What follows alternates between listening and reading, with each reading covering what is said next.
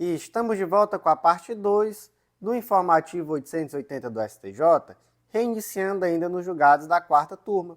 E o próximo julgado foi inserido no Código de Processo Civil, destaque da seguinte forma: na ausência de pagamento e de embargos monitórios, não há sentença no rito da ação monitória, razão pela qual, na fase inicial dessa ação de procedimento especial, torna-se inviável a fixação de honorários sucumbenciais na forma do artigo 85, parágrafo 2º do CPC. Então, olha só, gente, aqui trata-se de uma regra bem específica da ação monitória, né? Aqui, a fixação dos honorários de sucumbência é diferente porque segue uma regra específica, é do artigo 701. Olha só.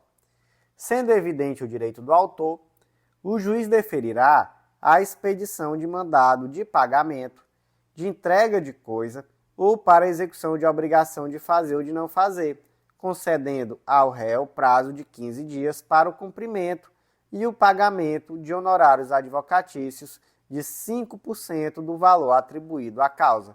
Então, aqui, qual é o percentual dos honorários de sucumbência? É 5%, tá?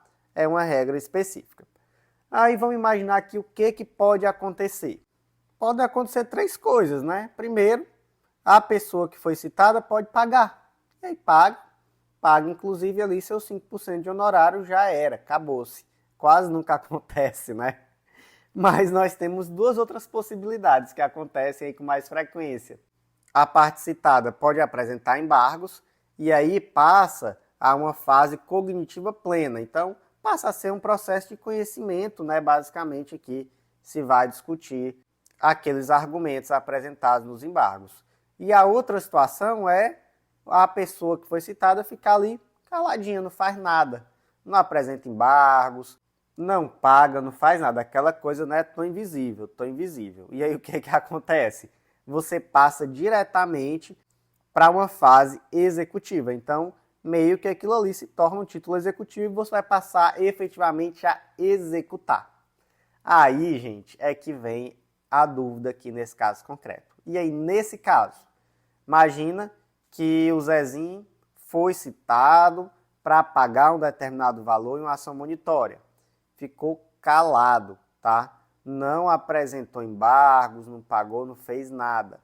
A fixação dos honorários vai permanecer só em 5% ou deve se fixar conforme lá o artigo 85, parágrafo 2º, né? Que é a regra, né? Que é entre 10% e 20%. Gente, continua sendo 5%, tá? Mas, nesse caso, vocês têm que se lembrar que vai seguir um processo de execução. Então, você vai, além disso, ter a possibilidade de fixação de honorários de execução, conforme o artigo 523, parágrafo 2º. Você vai seguir ali aquele rito de cumprimento de sentença, né? E aí já tem aqueles 10% também de honorários que são fixados no cumprimento de sentença. Beleza? Mas aqui você não tem propriamente uma sentença, né? Para meio que finalizar essa primeira fase do processo de ação monitória. Então aqui você não tem a fixação novamente de honorários. Os honorários são realmente aqueles que estão lá no artigo 701, 5% do valor. Você não tem aqui uma fixação de novos honorários. Você vai ter novos honorários quando? Você vai ter novos honorários de execução, não é? Propriamente onde? Nessa fase aqui de cumprimento de sentença, beleza? Então, como é que fica aqui o destaque? Na ausência de pagamento e de embargos monitórios, não há sentença no rito da ação monitória, razão pela qual, na fase inicial dessa ação de procedimento especial, torna-se inviável a fixação de honorários advocatícios sucumbenciais na forma do artigo 85, parágrafo 2º do CPC. Seguindo em frente, próximo julgado foi inserido no Código de Processo Civil destaque da seguinte forma: a intimação via aplicativo de mensagens WhatsApp não tem previsão legal, faltando-lhe aptidão para ensejar subsequente decreto de prisão do devedor de alimentos. Quando eu li isso aqui ontem, gente, eu pensei, eita, lascou, porque é o que mais acontece por aqui, essa intimação por WhatsApp, inclusive, não é? Aqui para a questão de execução de alimentos. Mas enfim, não é? Essa decisão, gente, ela é bem específica em relação a esse caso, tá? Da decisão que decreta a prisão do devedor de alimentos. Por quê? Porque aqui o artigo 528 exige uma intimação pessoal, tá? Então é intimado pessoalmente em 3 dias para pagar. E aí se entende que por se tratar de uma prisão civil, que é algo muito excepcional, tem que ter uma formalidade muito estrita. E aí, por mais que o artigo 270 permita intimação eletrônica na forma da lei, o CPC não prevê o WhatsApp, né? Seria isso aí. Aí você diz, professor, mas tem resolução do CNJ sobre essa questão, né? Inclusive nós temos aí as resoluções 354 de 2020, 455 de 2022, muitos tribunais também têm regras específicas, né? Tem resoluções específicas sobre o assunto, enfim, supre. STJ entendeu que não. Entendeu que aqui tem que ser propriamente lei. Por quê? Porque leva à prisão. Nós estamos falando aqui em liberdade. E aí, qual a sua opinião? Eu posso até dar a minha. Eu detesto formalismo sem sentido. Então, eu acho que se você toma as devidas providências, fica evidenciado que a parte ficou sabendo. Então, não faz nenhum sentido, né? Mas vai constar em petições daqui para frente. Afinal, minha opinião não vale nada, eu tenho que fazer a defesa quando necessário. Então, como é que ficou o destaque? A intimação via aplicativo de mensagens WhatsApp não tem previsão legal, faltando-lhe a aptidão para ensejar subsequente decreto de prisão do devedor de alimentos. Seguindo em frente, gente, vamos para julgados da 5ª turma do STJ. Primeiro foi inserido no Código Penal, destaque da seguinte forma: a escolha pela sanção privativa de liberdade, quando o preceito secundário do tipo penal prevê alternativamente a pena de multa, deve ser fundamentada considerando as circunstâncias judiciais do caso concreto. Julgado sobre um tema bem interessante e importante, esse aqui sim, esse aqui vai constar muito em defesas daqui para frente, tá?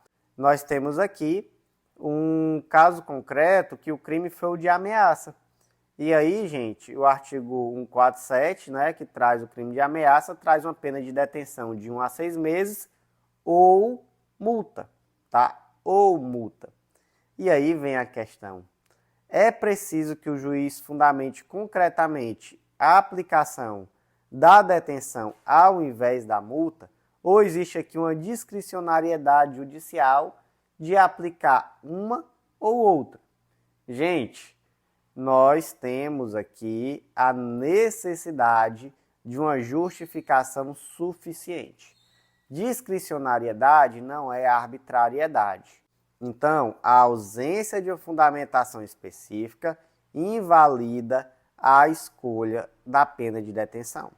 Então, olha só, a pena de multa, com certeza, é uma pena que é menos gravosa do que uma detenção. Então, se o juiz opta por uma pena de detenção, ele vai ter que fundamentar concretamente, beleza? Não basta a fundamentação genérica, não basta aquela fundamentação que não individualiza ali o motivo, que não traz a fundamentação específica, tá? Tem que ter, sim, motivação concreta. Então, como é que ficou o destaque?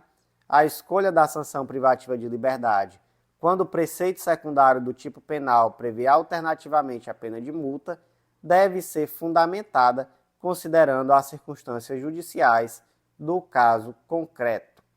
Seguindo em frente, próximo julgado foi inserido no Código de Processo Penal, destaque da seguinte forma: o ônus da prova na ação penal é da acusação, que não pode se valer da insuficiência de comprovação na esfera fiscal como prova definitiva da materialidade delitiva.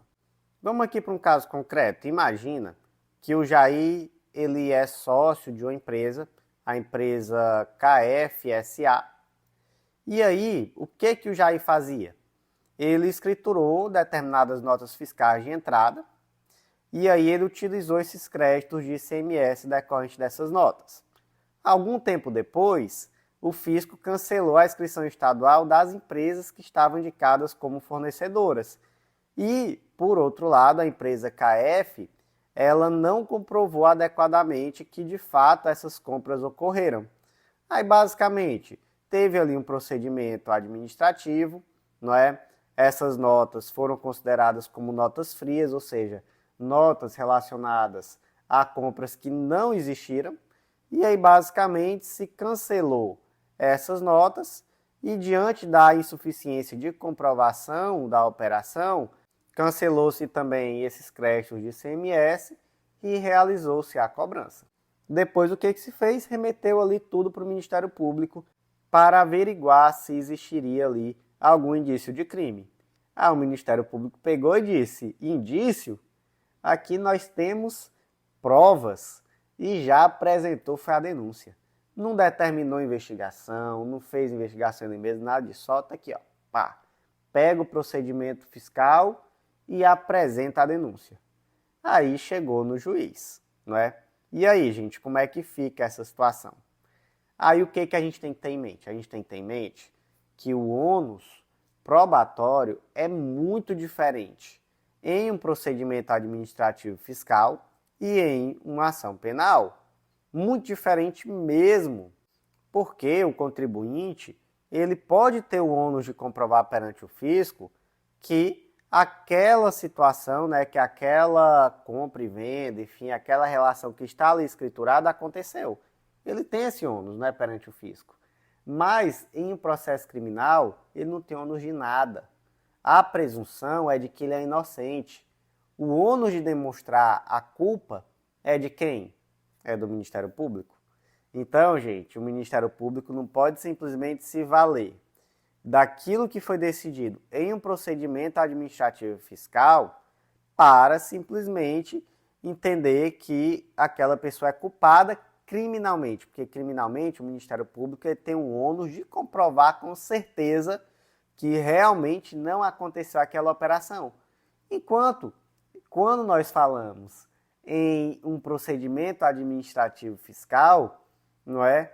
Existe um ônus da empresa de demonstrar a veracidade daquilo que ela escriturou. Percebem que a diferença é uma diferença muito grande, não é? Então, o Ministério Público não poderia se valer simplesmente daquilo que estava ali no procedimento. Ele teria que ter feito uma investigação autônoma, né? Uma prova autônoma.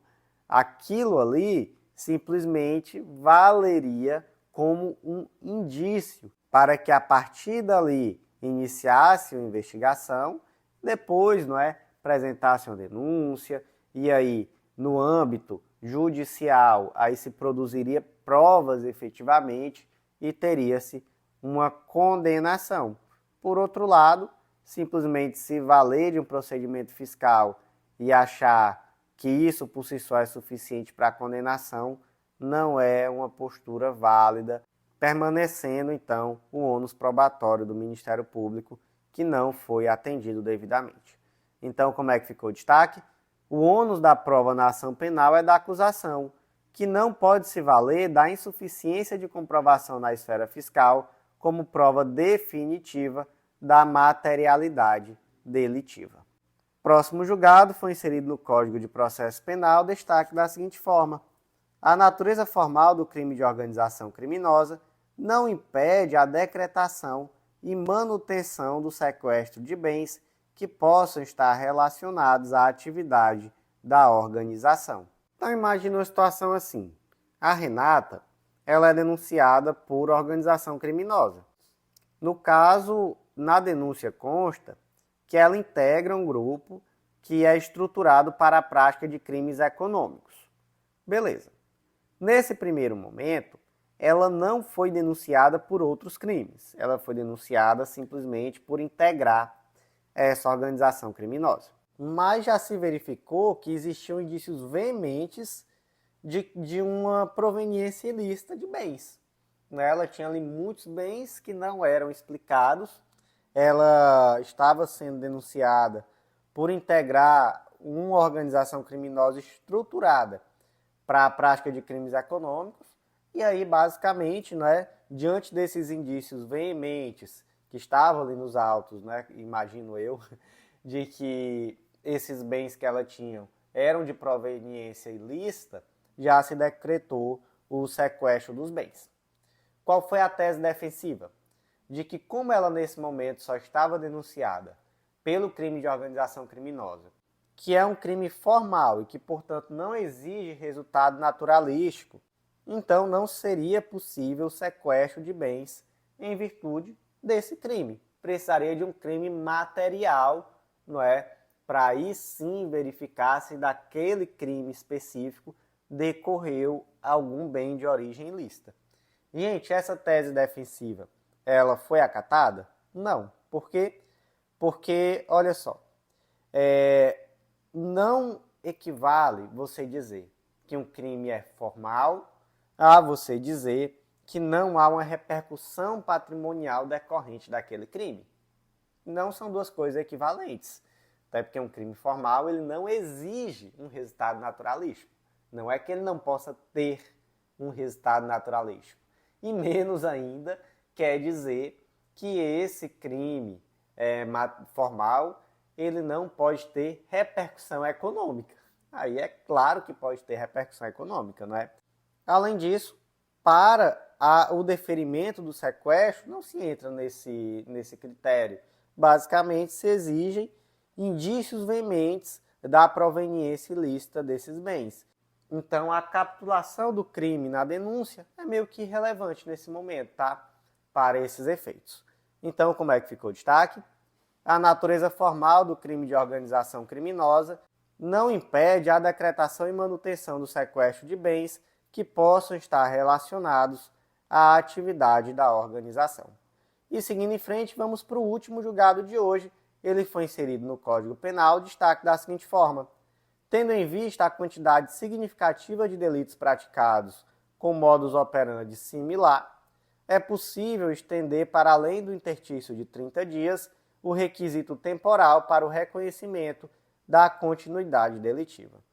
Então, tratamos aqui de continuidade delitiva, né? O que é a continuidade delitiva? Gente, é uma ficção jurídica que existe por um único motivo, para beneficiar o réu.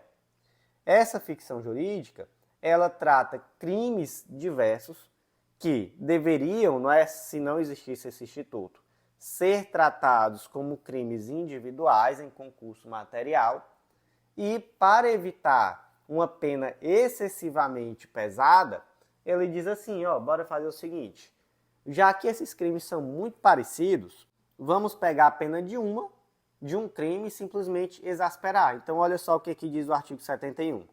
Quando o agente, mediante mais de uma ação ou omissão, pratica 2 ou mais crimes da mesma espécie e, nas mesmas condições de tempo, lugar, maneira de execução e outras semelhantes, devem os subsequentes ser havidos como uma continuação do primeiro, aplicando-se a pena de um só dos crimes se idênticas ou do mais grave se diversas, aumentando-se, em qualquer caso, de 1/6 a 2/3.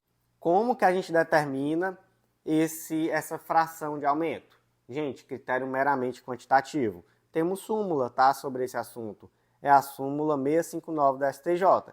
Então, se são 2 crimes é 1/6, 3 crimes é 1/5, 4 crimes é 1/4, 5 crimes é 1/3, 6 crimes é 1/2, 7 crimes ou mais, 2/3, tá? Meramente quantitativo. E aí, gente, a jurisprudência, para também não ficar um negócio completamente avacalhado, ela traz um lapso temporal de 30 dias. Então, são crimes cometidos dentro de 30 dias. Esse é um critério rígido? Não. É um critério que está na lei? Não. Mas a jurisprudência traz esse critério de 30 dias, tá? Para verificar que houve ali naquele caso concreto uma continuidade delitiva. Certo, mas dá para afastar esse critério de 30 dias? Dá para afastar. Então, por exemplo, aqui no caso concreto, o indivíduo cometeu simplesmente 47 crimes, que no caso seria transporte clandestino de cigarro estrangeiro, né? Então ele fazia ali um contrabando de cigarro, e ele fez isso 47 vezes entre os meses de junho e julho. E aqui, na verdade, ele teve 2 ciclos diferentes. Né? Depois ele fez isso novamente em outro ciclo que foi de setembro a dezembro. Mas enfim, né? Vamos pegar aqui um dos ciclos, né? Entre junho e julho, então passou aí de 30 dias. Então tem como aplicar a continuidade delitiva. Aqui nesse caso concreto, aqui nesse ciclo, por exemplo, de junho e julho, né? Vamos pegar aqui cada ciclo isoladamente, mesmo passando de 30 dias. Tem como, tá? Por quê? Porque esse critério de 30 dias é um critério jurisprudencial, né? Ele não está previsto na lei, ele não é uma regra rígida, ele pode sim, de acordo com o caso concreto, ser afastado quando se verifica que realmente o lapso global não chega a ser excessivo, não é? No caso concreto aqui, existia um modus operandi que mostra que ele estava continuamente praticando esse mesmo crime, nas mesmas condições de tempo, lugar, maneira de execução, enfim, tudo era semelhante, não é? Então, realmente seria como se cada novo crime fosse uma continuação do anterior. Então, nesse caso, se aplicou aqui a continuidade delitiva. No máximo, né? Obviamente, até porque foi bem mais que 7 crimes. Então, gente, como é que ficou aqui o destaque? Tendo em vista a quantidade significativa de delitos praticados com modus operandi similar, é possível estender para além do interstício de 30 dias o requisito temporal para o reconhecimento da continuidade delitiva. E, meus amigos, por hoje foi isso. Eu agradeço muito a você que ouviu até o final, então já deixa aquele like, curte, compartilha, seja para aquele amigo, seja naquele grupo de WhatsApp, na rede social, tudo isso fortalece demais esse projeto e deixa também aquelas 5 estrelas lá no Spotify, porque isso também fortalece muito. Então, por hoje foi isso. Eu agradeço muito a você que ouviu até o final e até a próxima.